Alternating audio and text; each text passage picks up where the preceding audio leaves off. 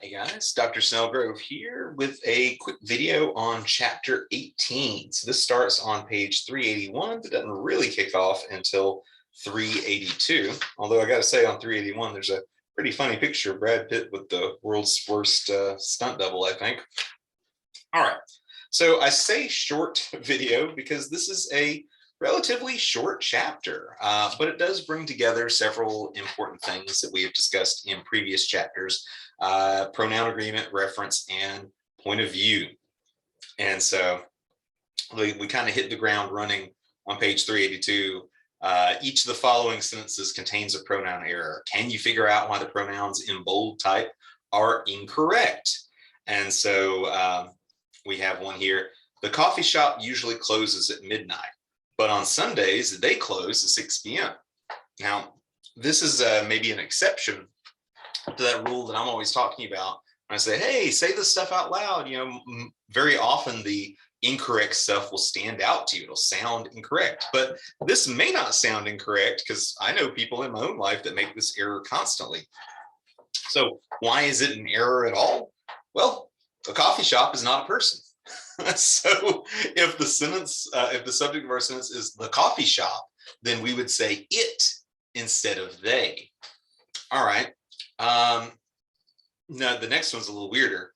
Josh told Marquez that he needed to work on his social skills. What's wrong with this? Well, it's actually some pronoun antecedent confusion. So you got Josh told Marquez. So we've got two male sounding names. Josh told Marquez that he needed to work on his social skills. So is that Josh telling Marquez, hey man, wish you weren't so awkward? Or is this Josh telling Marquez like, hey, I've got a problem with social skills, I'm working on it. And we've got, so you'd have to basically, to fix that, you would have to rewrite it like the book recommends. Josh told Marquez, I need to work on my social skills. And we have one here. Clara did not get the job she wanted, but what can you expect if you go to an interview in jeans and a ripped t-shirt? People do this a lot in speech, and sometimes it spills over into the writing, but it's like all of a sudden we jumped into the second person.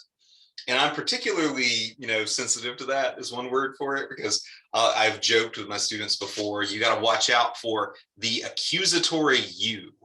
Like all of a sudden you're yelling at the reader for some reason. So it's like, Clara did not get the job she wanted, but what can you expect if you go to an interview in jeans and a ripped t-shirt?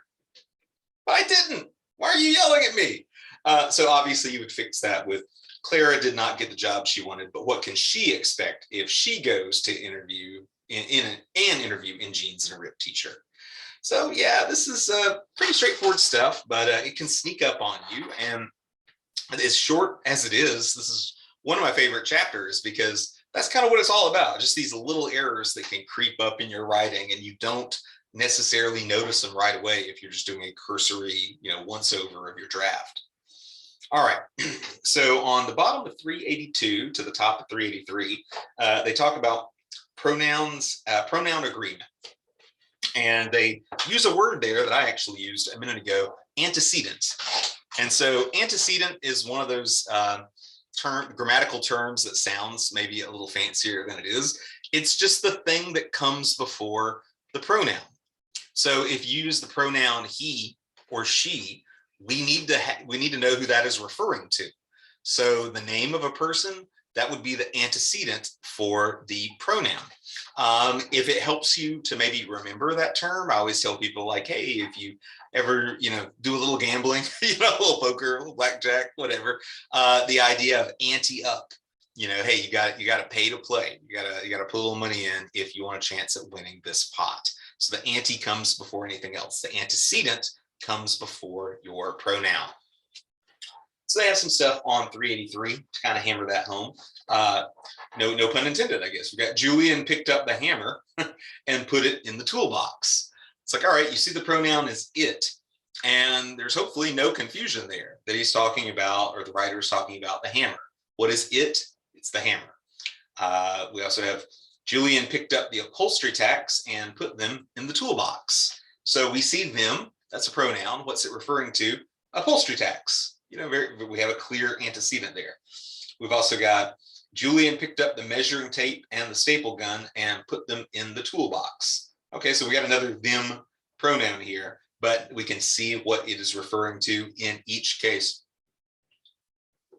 You know, I never really thought about it, but I really hope Julian's working on something, you know, imagining a camera panning to the victim that he's got in his car trunk or something.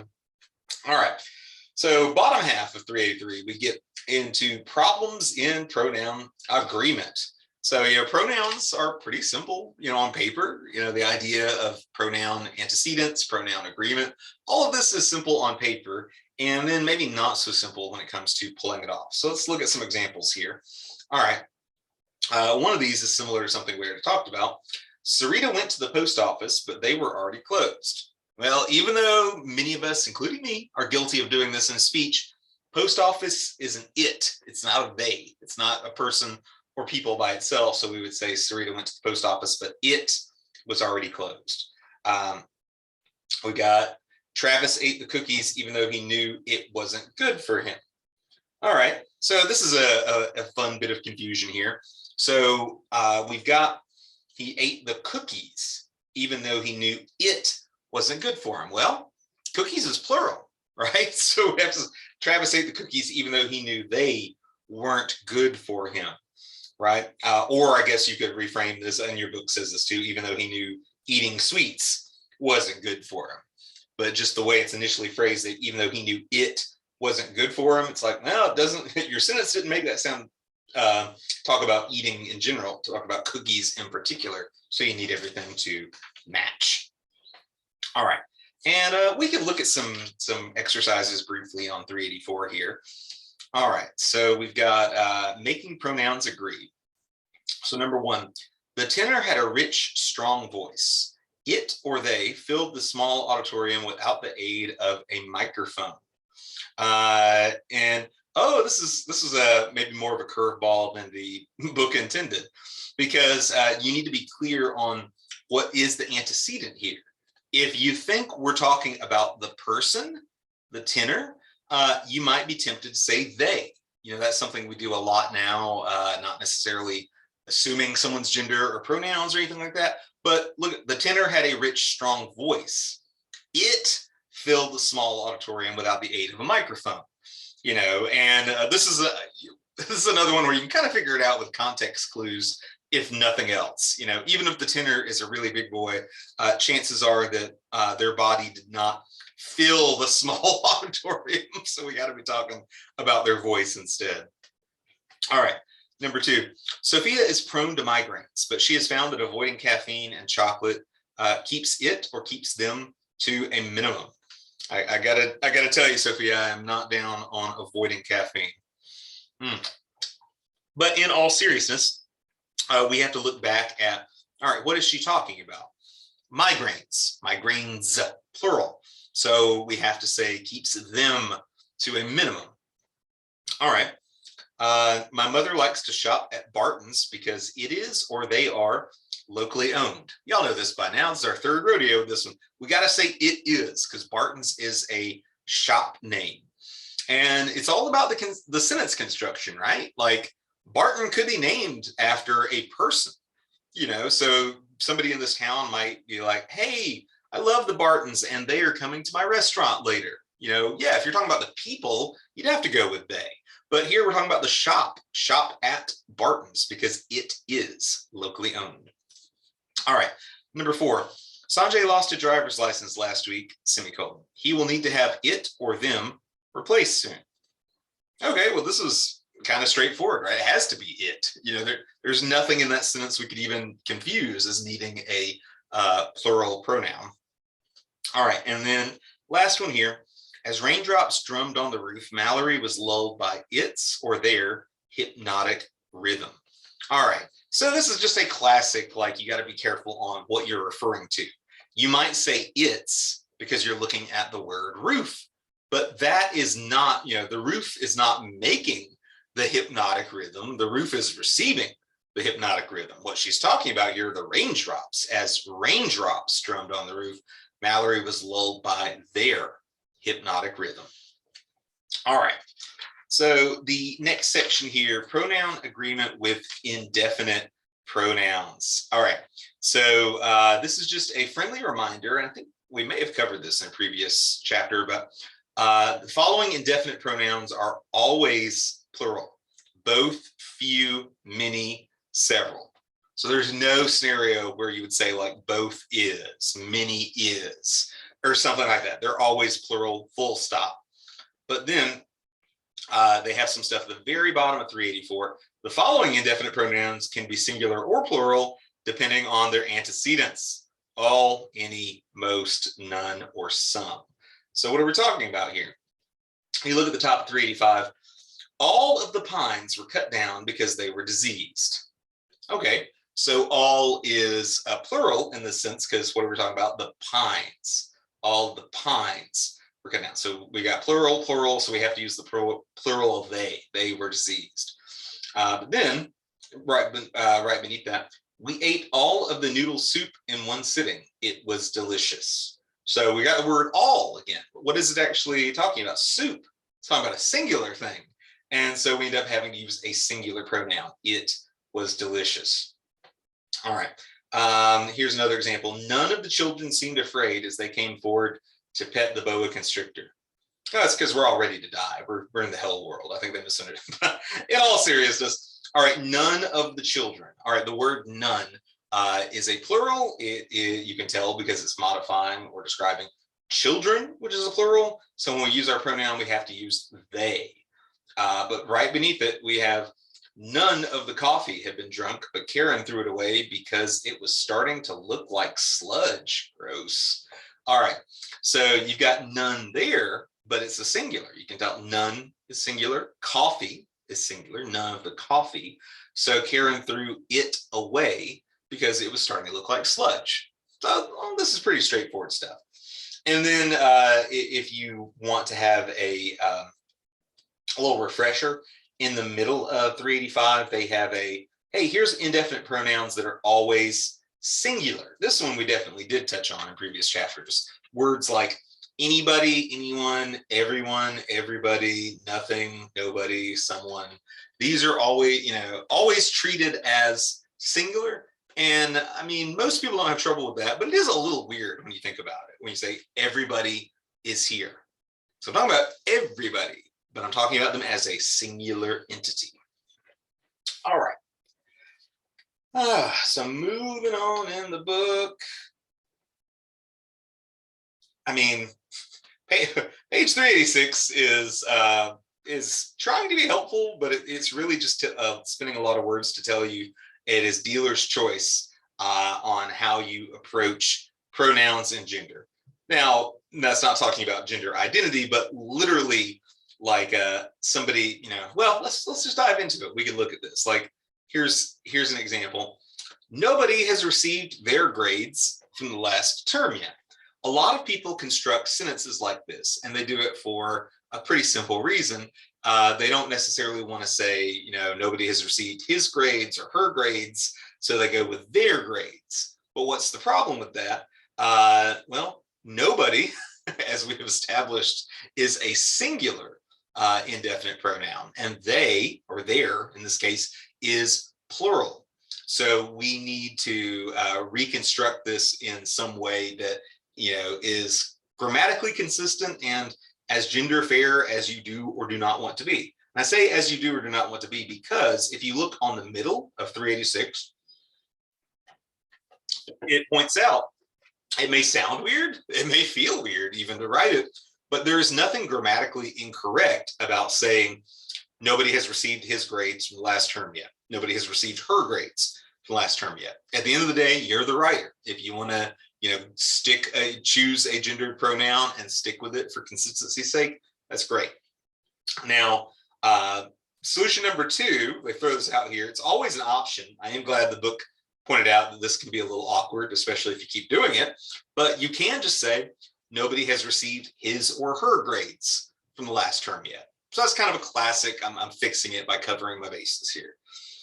Solution number 3, maybe in its own way, the easiest solution. Well, almost the easiest solution. Solution 4 is the easiest, but solution 3, use plural instead of singular constructions. So instead of saying nobody has received, say the students have not received their grades. There you go. Students is plural, theirs plural, all is well with the world. And then the last one is saying, and this is what I was muttering about, the true easiest solution: remove the pronoun agreement problem by removing the pronoun. Nobody has received grades from the last term yet. So we can just take out the word there and avoid all of the headaches we have been generating for ourselves. So there's nothing wrong when you are writing, and especially when you're editing, if you want to take like the path of least resistance, the quickest way to get where you need to go. All right, now we'll look at a few of these on a few of the exercises on page 387. I do want to emphasize, like, I know some of you are doing these exercises on your own and occasionally following along as we do them in the video, but the exercises on 387 are a little different in the sense that they were designed to, to have multiple possible solutions there. So there's not a single, I'm going to call out some stuff that the book recommends, right? But these are not like the one way to fix this or anything of that nature. So for instance, number one, both of the restaurant patrons had finished his coffee.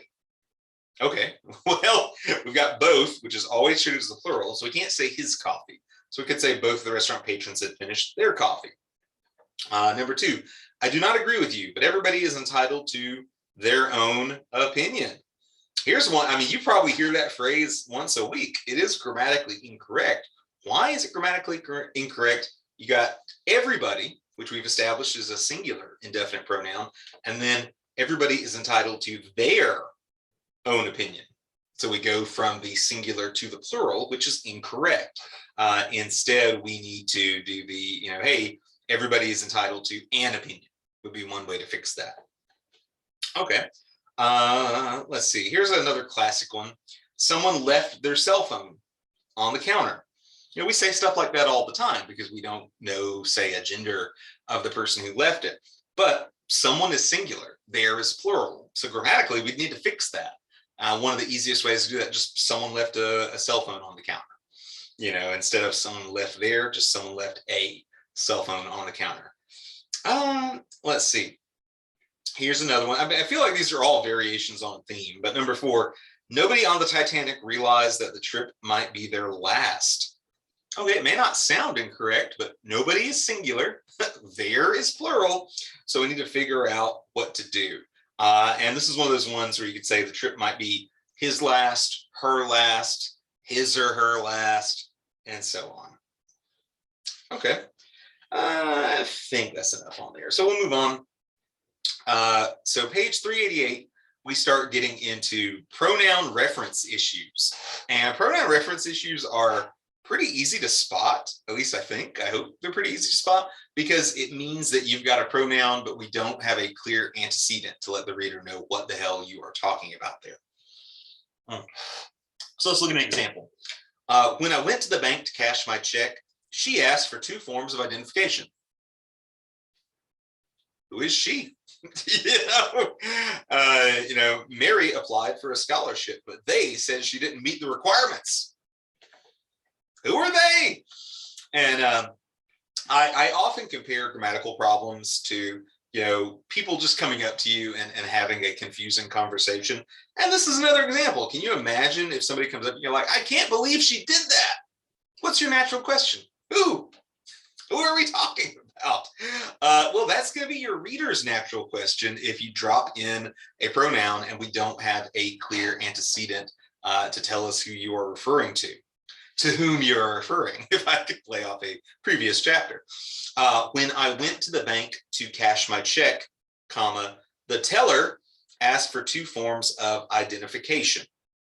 All right, so this is your book's suggestion. As always, not the only way to do it, but one of the better ones. If you're having troubles with the pronoun in there, just replace the pronoun with something a little more specific. Instead of she asked for 2 forms, he asked for 2 forms of identification. The teller asked for 2 forms of identification. Great. And then we got Mary applied for a scholarship, but the committee said she didn't meet the requirements. Okay, there we go. So now we know who you're referring to. It's a little more specific, and it helps you dodge those pronoun issues. All right.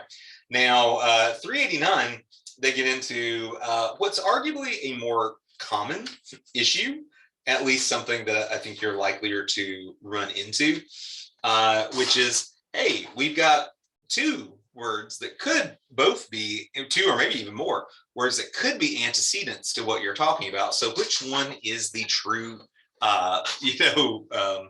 antecedent? So here's an example where it's like, the supervisor told Mary that she had been nominated for an award. Ruh-roh, we don't know the gender of the supervisor. So it could be like the supervisor's like, congrats, Mary, you've won an award. Or it could be the supervisor flexing on Mary. Hey, Mary, I won an award one time. So if we're writing something like this, we need to fix it. And your book's suggested fix is to actually use dialogue, like quotation marks, in order to fix it. Like the supervisor said, comma, quote, Mary, you have been nominated for an award, end quote. So that way it's very clear, who won what. Here's another one. The doctor told Clara she needed to exercise daily.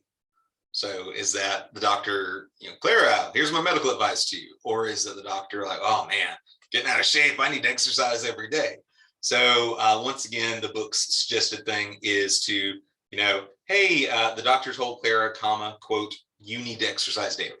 If you don't want to do that, or if you just want to know an alternate solution, though, you can obviously just rephrase the sentence. So there's an example they have in here. The doctor advised Clara to exercise daily, and it can be that simple. And you'll notice, once again, the rewrite just kind of removed the pronoun.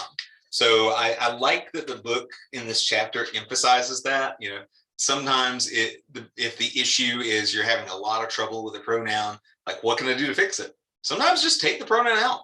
Take it out of the equation is the single best thing that you can do. Let's see. I'm honestly going to skip the this and which section on 390 because, to be perfectly honest, my students never seem to struggle with this necessarily. They do occasionally struggle with the last thing in this chapter, pronoun point of view. All right. So what this is talking about is, you obviously have first person, second person, third person. There's a time and a place for each one of them, but you don't necessarily want to unnecessarily switch between them, confusingly switch between them. So here's an example. Leon does not like to check books out of the city library because you have to return the books after just 2 weeks. All right. So again, that's one that may or may not even sound that weird to you, but look at it. We're talking about Leon, third person, and then because you have to return the books. So all of a sudden we went from we're talking about Leon to we're talking about me. Why? Why are we doing that? Let's see. And we've got, so obviously we'd fix that, like he has to return the books. The members of the class need to get together to study our notes. Well, that's a big shift, right? We went from members, third person, to our notes, our first person.